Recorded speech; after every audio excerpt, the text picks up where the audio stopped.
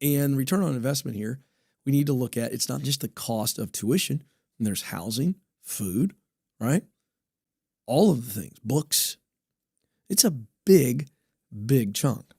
So we look at what we pay out for the degree, and then we look at what a person can earn or what people are actually earning with these degrees.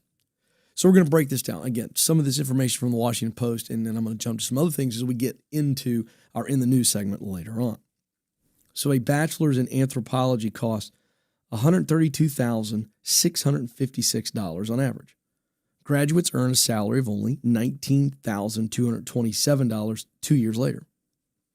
A philosophy degree from Oberlin costs $142,220, and graduates only make $18,154 2 years later. A bachelor's degree in studio and fine arts at Syracuse costs $137,888, and 2 years later, students make an average of $17,642 yearly. According to an analysis by freeoop.org, I have no idea what the OOP stands for, kind of interesting, 31% of life sciences and biology programs have a negative ROI. Philosophy and religious studies leave a majority of their graduates in the red, in debt. 68% of programs in visual arts and music have a negative return on investment. Higher education lobby has tried to hold this information back from you, the people. I'm bringing it to you more and more and more. Now, why would the higher education lobby, and it's just like any other industry, tobacco companies,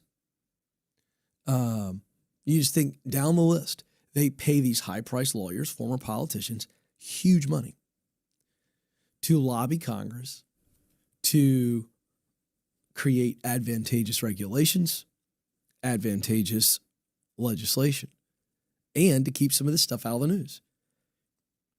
It stays out of the news because these lobbyists work very, very hard to keep legislators at bay. And so for a moment, I got to say, look, a lot of this is on the backs of our legislators and education bureaucrats, these fat cats in higher education. It's a game. And listen to me, parents and students are losing the game. And you will continue to lose the game as long as you stay in the game.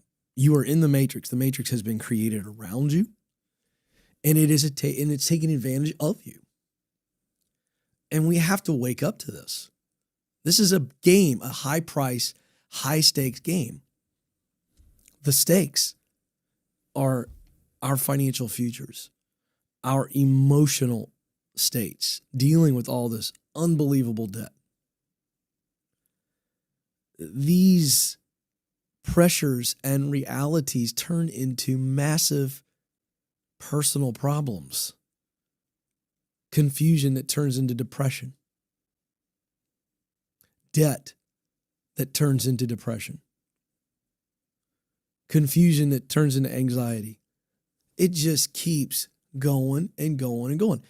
And people call the show, and I'm not going anywhere, and we're pulling people out of the river. But you want to know how this starts, where millions and millions of people get into this super highway, to get on the super highway of wandering around their whole lives? It starts here. Well, I'm going to go get this degree. It's a really nice school.